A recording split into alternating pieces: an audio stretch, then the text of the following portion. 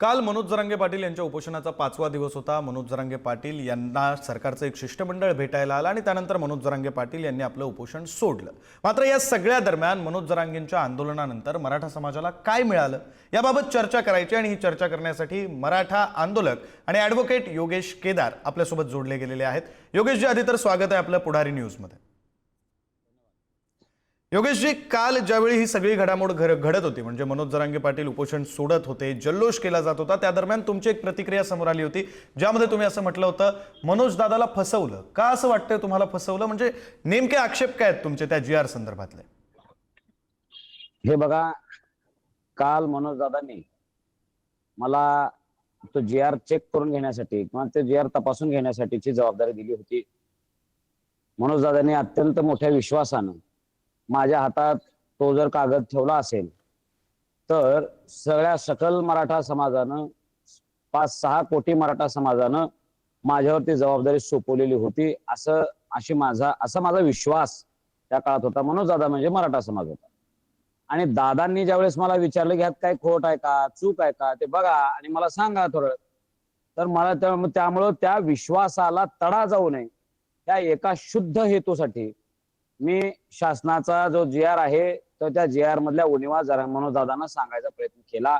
दादा, आपल्या मागण्या ह्या मंजूर व्हायची वेळ आलेली आहे, सरकार गुडघ्यावर यायला लागलेलं आहे, न्यायालय सुद्धा हातबल झालेलं आहे, मराठ्यांनी मुंबईवर कब्जा मिळवलेला आहे, हे आंतरराष्ट्रीय व्यापाराचं केंद्र आहे। आपल्याला जर हे थोडं आपण अजून थोडं ठेवलं असतो ना तर आपण जे पाहिजे ते करून घेऊ शकलो असतो। माझी त्यावेळेस दादांना माझी विनंती होती, दादा थोडे अजून यात काही किचकट गोष्टी या लोकांनी इन केलेल्या आहेत, थोडं समजून घेऊ, आपण चर्चा करू, चर्चा केल्यानंतर मग आपण याला फायनल ड्राफ्ट देऊ। काही आपले वकील मंडळी पण इथं बसलेले आहेत, मला तरी तो तर जीआर काय मला मान्य नाही, कारण ह्याच्यामध्ये खूप मोठे उणीवा आहेत। म्हणजे अनेक अशी गावाच्या गावांमध्ये नोंदी नाहीतच, ज्याची नोंद आहे त्यालाच मिळणार आहे, मग जे शिंदे समितीच्या माध्यमातून झाले ते आता होईल असं मला दिसत होतं। नंतर आम्ही तो अभ्यासही केला, त्यानंतर आज महाराष्ट्रातले जज लोक सुद्धा माझ्या त्या भूमिकेशी सहमत आहेत। म्हणजे सिनियर सुप्रीम कोर्टाचे जज असलेल्या लोकांनी सुद्धा म्हटलं की सरकारनं मराठ्यांच्या तोंडाला पाणी पुसलेलं आहे। अनेक वकील लोकांनी म्हटलं, आता काही लोकांचा दावा असा आहे की तिथं विचारल्यावर सांगायला नको होतं का, मी तिथं सांगत होतो कारण माझी जबाबदारीच ती होती। मी 6 कोटी मराठ्यांना फसवू शकलो नसतो, माझं देवेंद्रजींवरही प्रेम होतं, माझ्या शिंदे साहेबांचा तर मी कार्यकर्ता होतो, पण ज्यावेळेस समाजानं मला भूमिका सांगितली त्यावेळेस मी पक्षप्रेम आणि नेता प्रेम सोडलं आणि जे समाजाच्या हिताचं आहे, जे खरं आहे ते मी सांगायचा प्रयत्न केला। मी तिथं दादांना सांगितलं की देवेंद्रजी आपल्याला फसवायला लागलेले आहेत, हे शिंदे समिती आपले हे विखे साहेबांच्या माध्यमातून जे व्हायला लागले त्यातनं मराठ्यांचं हित नाही, मराठवाड्यातलं तरी मराठ्याचं हित होणारच नाही। आपण कशासाठी आलोय तर गॅझेटियर नुसार आम्ही तिथले जे काही मराठी आहोत आम्ही सगळे कुणबी आहोत असं आम्हाला सांगितलं गेलेलं आहे, असा आमचा समज आहे, असं आम्हाला वाटत होतं। आणि जर गॅझेटियरच्या माध्यमातून आम्ही सगळे तिथले मराठे कुणबी गृहीत धरलेच जाणार नसाल तर उपयोग काय? कुणब्याला मराठा कुणबी आणि कुणबी मराठा हे तर पूर्वीपासून चालत आलेला, मग त्यात नवीन काय आहे? शिंदे समितीने ज्याच्या नोंदी शोधल्या त्यांना तर काय ह्या जीआरची सुद्धा गरज नाही। आमचा असा जो काही समज होता, ज्या गावातले लोक मराठा म्हणून जे आहेत त्यांना आरक्षण मिळेल का नाही याच्यात कन्फ्युजन आहे दादा, आपण ह्याला आताच मान्य करायला नको, थोडं थांबू। आपण पूर्ण मराठा शब्द सुद्धा आम्ही सांगायचा प्रयत्न केल्या मला तिथल्या लोकांनी बाहेर काढायचा प्रयत्न केला। काय एवढी गडबड होती ह्या लोकांना मला माहित नाही। मला तरी वाटतंय मनोज दादांसारख्या एकदम प्रामाणिक समाजाशी निष्ठा असलेल्या नेत्याला स्वतःला काही सुशिक्षित म्हणणाऱ्या काही अभ्यासकांनी काही वकिलांनी दिशाभ्रमित केलं, त्यांना भुलवलं आणि काही वकिलांनी तिथं याच्यावरती उभा राहून म्हटले की प्रायमा फेसी ह्या जीआर मध्ये काहीच चांगलं दिसायला। मग आमचे वकील लोक फार हुशार असतात, फार हुशार। प्रायमा फेसी ह्या जीआर मध्ये तथ्य वाटतंय असं त्या लोकांचं म्हणणं। प्रायमा फेसी म्हणजे काय? हा लॅटिन वर्ड आहे। प्राथमिक दृष्ट्या या जीआर मध्ये आम्हाला तथ्य वाटतंय, हा जीआर फुलप्रूफ आहे असं एका तरी वकिलाने जाहीर उभा राहून बोललं का? नाही बोललं। मग अशी काय गडबड होती की आपण त्या विखे पाटलांना वा वा केलं केलं केलं जाहीर करा गुलाल उधळा असं म्हणायची गरज नव्हती। आम्ही सांगत होतो, मी स्टेजवर गेलो तिथेही मला हाकलून लावायचा प्रयत्न केला। मी म्हणत होतो, अरे दादा आपल्या समाजाचा प्रश्न आहे, आपल्यावर लोकांनी विश्वास ठेवून इथपर्यंत प्रवास केलेला आहे, आम्ही चिखलात झोपलोय आणि मी काही उपरा म्हणून आलेलो नव्हतो, ही ओबीसीतली मागणी रुजवणाऱ्यापैकी एक आहे. आणि आल्यानंतर जरांगे पाटलांचं आंदोलन चुकीचं कसं आहे असं सांगणाऱ्यांना सगळे तोड भाषेत उत्तर तुमच्याही चॅनलवर दिलेले आहेत, वेगवेगळ्या चॅनलवर दिलेले, महाराष्ट्राचे जेवढे मराठी चॅनल आहेत त्यांना मी हे समजावून सांगत होतो 5-6 दिवस की आमची बाजू नेमकी संवैधानिक कशी आहे, आमची बाजू नेमकी कायदेशीर कशी आहे, आम्ही इथं जे येतोय ते एकदम का आमच्या हक्का आणि अधिकारासाठी कसं येतो आहे, आम्ही ह्या राज्याचं कुठलंही नुकसान कसं करत नाहीये. सुप्रीम कोर्ट सुद्धा आम्ही अंगावर घ्यायचा प्रयत्न करत होतो, मी वकील असो. का माझ्या समाजावर, माझ्या दादावर कोणी आरोप केलेला आम्हाला सहन होत नव्हता. आज मला काल मला वाटत होतं की सदावर्ती सारखे लोक आपल्याला उद्या हसू नयेत म्हणून माझा अपमान झाला तरी मला वाटलं नाही. माझे दादा आपले समाजाचे दादा. योगेशजी त्यात तो मुद्दा वेगळा राहतोय. आपण पुन्हा एकदा मुद्द्यावर येऊया. तुम्ही जसं म्हणताय की मनोज जरांगेंना फसवलं, मनोज दादाला फसवलं अशी ती तुमची भाषा आहे. कोणी फसवलं मनोज दादाला त्याविषयी पण बोलावं लागेल ना. तुम्ही म्हणताय फसवलं, जवळच्या लोकांनी फसवलं. कोण आहेत ती जवळची लोक? समाजाला कळलं पाहिजे जर फसवलं असेल तर. हे बघा, मनोज दादा जरांगे पाटलांना फसवणं म्हणजे सगळ्या मराठ्याला फसवलं असा अर्थ कालच्या पर्यंत तरी होता आणि आजही आहे. माझं असं म्हणणं आहे की जे लोक त्याला समर्थन करत होते, बरोबर आहे घ्या बरोबर आहे दादा, काय अडचण नाही. अरे पण योगेश केदारकर जबाबदारी सोपवली होती मनोज दादांनी. तर मनोज दादांची सुद्धा जबाबदारी होती की योगेश केदारला ह्यातले काय बारकावे आहेत, काय खडाखोडे आहेत, काय नेमकी गेम आहे. तुम्ही जर मला तेवढं योग्य समजलाच होता ना की तुम्ही बघा आणि हे सांगा, माझ्या हातात दिला. अरे तुम्ही मी सांगायला गेल्यावर तुम्ही चिडचिड का करताय दादा? आपल्याला असं तुमच्यावर आम्ही काही प्रेम केलेले माणसं नाहीत का? तुमच्यासाठी छातीचा कोट करून उभा होतो. ज्यावेळेस ते पोलीस फोर्स ह्याच्यापाशी आले अशा बातम्या फिरल्या होत्या, त्यावेळेस मी तिथं म्हणालो होतो की मनोज दादांच्याकडे जर कोणी येत असेल तर पहिली गोळी छातीवर झेलणारा माणूस योगेश केदार आहे. ANI बाईट काढा, अनेक चॅनलने लाईव्ह केलेले, अनेक हिंदी चॅनलने केलेले आहे. आणि मी तिथं आठवण करून देत होतो की महाराष्ट्रात, स्वतंत्र महाराष्ट्रामध्ये मराठ्यांना आझाद मैदानावर शांततेच्या मार्गाने आंदोलन करू देणार नाही हे न्यायालय जर देत नसेल आणि न्यायालयाच्या माध्यमातून सरकार दडपशाही करणार असेल तर आज आम्हाला जालियनवाला बाग हत्याकांडाची आठवण यायला लागलेली आहे. आणि त्या काळात स्वातंत्र्य पारतंत्र्यात असताना जालियनवाला मध्ये जनरल डायरने गोळ्या घातल्या शांततेच्या मार्गाने बसलेल्या आंदोलकांवर. आजचा आधुनिक महाराष्ट्रातला जनरल डायर कोण आहे आम्हाला बघायचं आहे. नाही योगेशजी माझा प्रश्न अगदी स्पेसिफिक आहे. योगेशजी तुम्ही जे म्हणताय मनोज दादाला फसवलं, मला स्टेजवरून हाकललं, कोणी फसवलं हा स्पेसिफिक प्रश्न आहे. तुमच्या समोर घडल्यात ना घटना, कोण होते ते समाजाला कळू द्या की. मी ज्या वेळेस सत्य बोलायला लागलो त्यांनी जबाबदारी दिल्यानंतर मनोज दादांना सुद्धा ते पटायला तयार झालं. अरे माझं म्हणणं काय दादा, मी आता यासाठी सांगितलं की देवेंद्र फडणवीस आपल्याला शब्द छल करायला लागलेले आहेत, आपले गेम वाजवायला लागलेले आहेत. एवढं आपण मराठ्यांनी मुंबईवर कब्जा घेतला, आत्ता संधी सोडायची नाही. 1 तास 2 तास फक्त एवढा काळ आहे.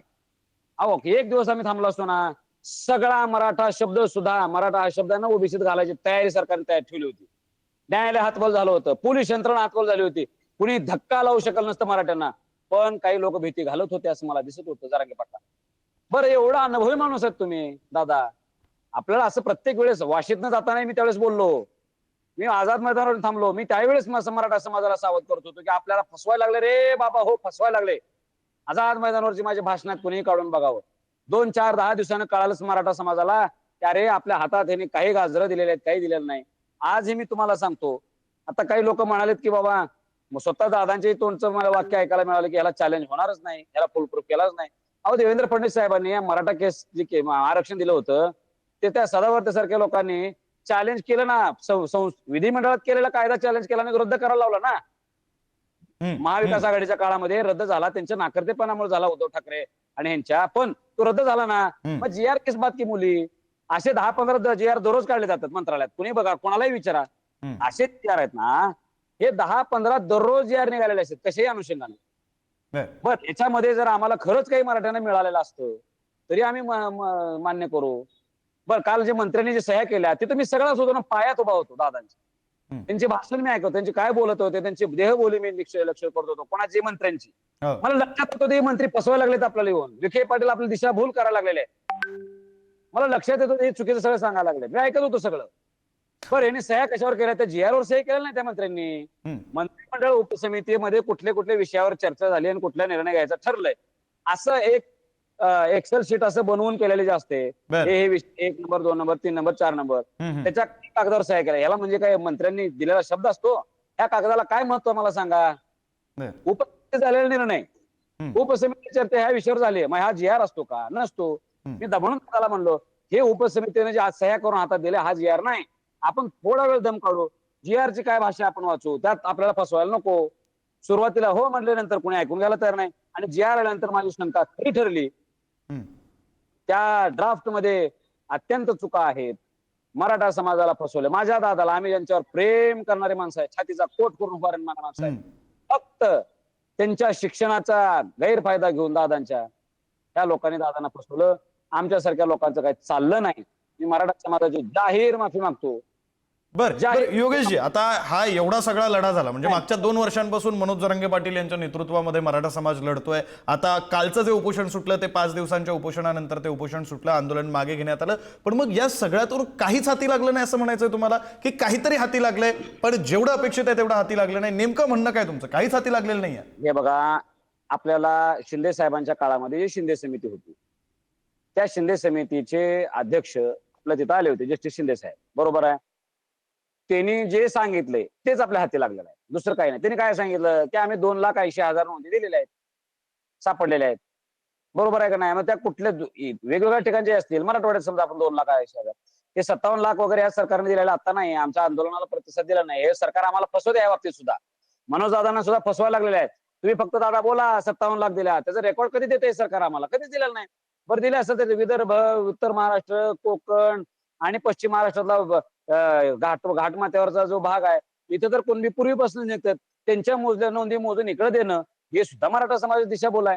आम्ही तुम्हाला हे दिलं म्हणणार आहे, हे लोक ऑन रेकॉर्ड त्या सुद्धा ते बोलत नाहीत. आधी सांगतो, जे काही हजार किंवा जे काही लाख कुणबी नोंदी मराठवाड्यात शोधून दिल्या, ह्या आमच्या मनोजदादांच्या आंदोलनाचं यश आहे, आम्ही ते मान्य करू.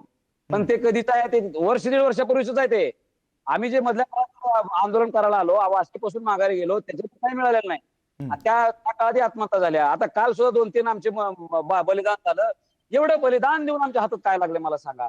मी जी आर वाचून दाखवतो, तुम्हाला वेळ असेल तर जी आर दाखवून वाचून दाखवा. नाही योगेशजी, जी आर विषयी आपण बोलू. आता मग आणखी एक प्रश्न असा पडतो, मनोज जरांगे पाटील स्वतः आज प्रेसमध्ये बोललेत बरं का, की जर काहीच मिळालं नसेल जी आर मधून तर मग भुजबळ एवढे नाराज का झालेत? त्यांनी मंत्रिमंडळाच्या बैठकीवर बहिष्कार का टाकला? मग भुजबळ का नाराज झालेत जर काहीच मिळालेलं नाहीये मराठा समाजाला? तर जर ओबीसींचं नुकसानच झालेलं नाहीये तर मग मराठा समाजाला काहीच मिळालेलं नसेल. ओबीसींचं नुकसान झालं असेल तर त्याचा अर्थ मराठा समाजाला काहीतरी मिळालं असेल, म्हणून भुजबळ नाराज झाले असतील का? मग हा सुद्धा राजकीय डाव आहे?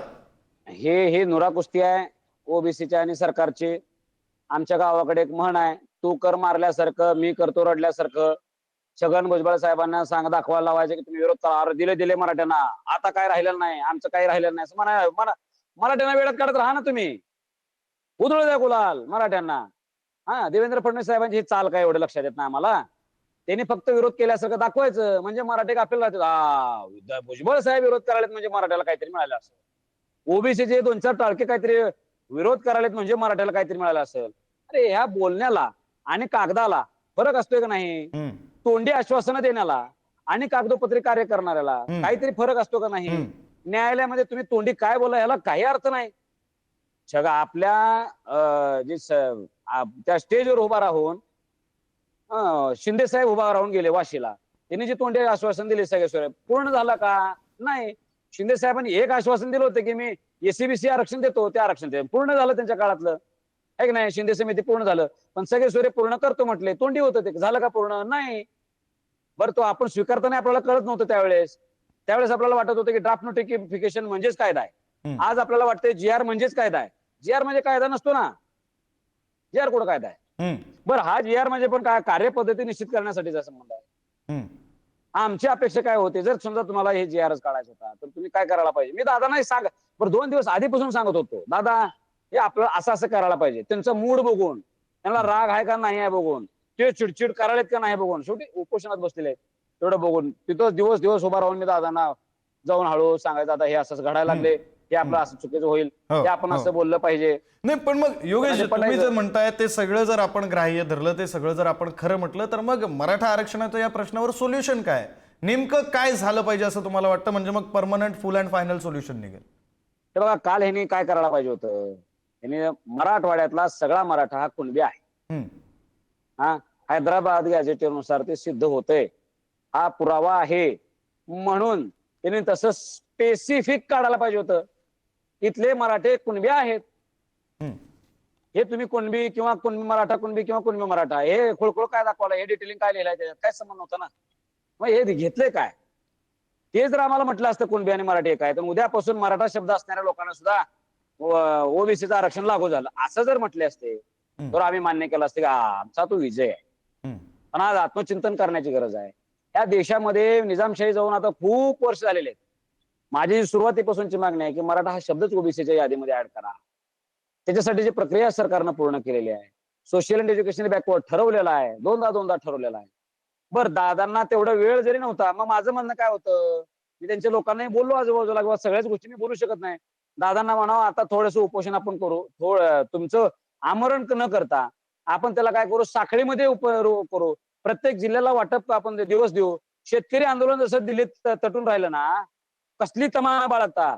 नरेंद्र मोदीला झुकवलं होते नि शेतकऱ्यांनी, अमित शहाला झुकवलं, त्यांनी काळे कायदे माघार घ्यायला लावले. आपण तर मराठी आहोत, आपण मराठे या देवेंद्र फडणवीस सरकारला सहज. योगेशजी पण तुम्ही जे म्हणताय की सरसकट कुणबी प्रमाणपत्र द्यायला हवं, तर सरसकट या शब्दालाच तर अडचण होती ना, त्याच शब्दाला अडचण आहे. आता गॅझेटियर लागू झाल्यानंतर मग ते हळूहळू प्रक्रिया होईल, हाही मुद्दा आहे की. सरसकट ह्या शब्दाला कोण उल्लेख करा म्हणते तुम्हाला? त्या सरसकट मराठवाड्याचा संबंध होता का नाही? अहो, मराठवाड्यातले मराठे हेच कुणबी आहेत, तिथले कुणबी हेच मराठे आहेत, हेच आमचं म्हणणं होतं ना. मनोज दादांचंच म्हणणं आहे ना हे. ह्याच्याविषयी ते काय उल्लेख आहे का? नाही. मग ते करायची प्रक्रिया वेगळी असत नाही. कायदे पंडित सांगतात ना आमच्यासारखे, सांगा आमच्याकडनं ऐका, थोडं बहुत ऐकलं पाहिजे. आम्ही स्वतः तळमळीनं काम करतो, तुमच्यावर जीवापाड प्रेम करतो, पण न ऐकता, लोकांना विश्वासात न घेता, प्रत्येकाच्यावर संशय व्यक्त करणं दादांचं, हे आम्हाला आमच्यासारखे आम्ही सहन करू. पण मोठे विद्वान माणसं सहन करीत नाहीत, ते दुसऱ्या वेळेस येत नाहीत. अनेक वकील होते जे वर जायला तयारच नव्हते काल सुद्धा, हे काहीतरी बोलतील ते. दादांनी आम्हाला, आता बरं आमच्यासारखे आम्ही पोर आहे हो, आमचं काय वय कमी आहे, ते ज्येष्ठ आहेत, आमच्यावर फार सिनियर लोक आहेत. माझ्यावर वयानं वडील की ह्याच्यात आहेत. मोठा भाऊ बोलला म्हणून मी सहन करेल हो, पण सगळेच कसं सहन करतील मला? योगेशजी, तुमची एकंदरीत जी भूमिका आहे ती भूमिका लक्षात आलेली आहे. मराठा आरक्षणाचं आंदोलन झालं, मनोज जरांगे पाटलांनी काल उपोषण सोडलं. मात्र सरकारनं जो GR काढलेला आहे त्या GR मधून मराठा समाजाला फारसं काही मिळालेलं नाहीये. पुन्हा एकदा मराठा समाजाच्या तोंडाला पानं पुसलेली आहेत असा दावा तुमचा आहे, असं तुमचं म्हणणं आहे. धन्यवाद, तुम्ही ही सविस्तर बातचीत पुढारी न्यूजची केलीत आणि त्यासाठी वेळ दिलात यासाठी.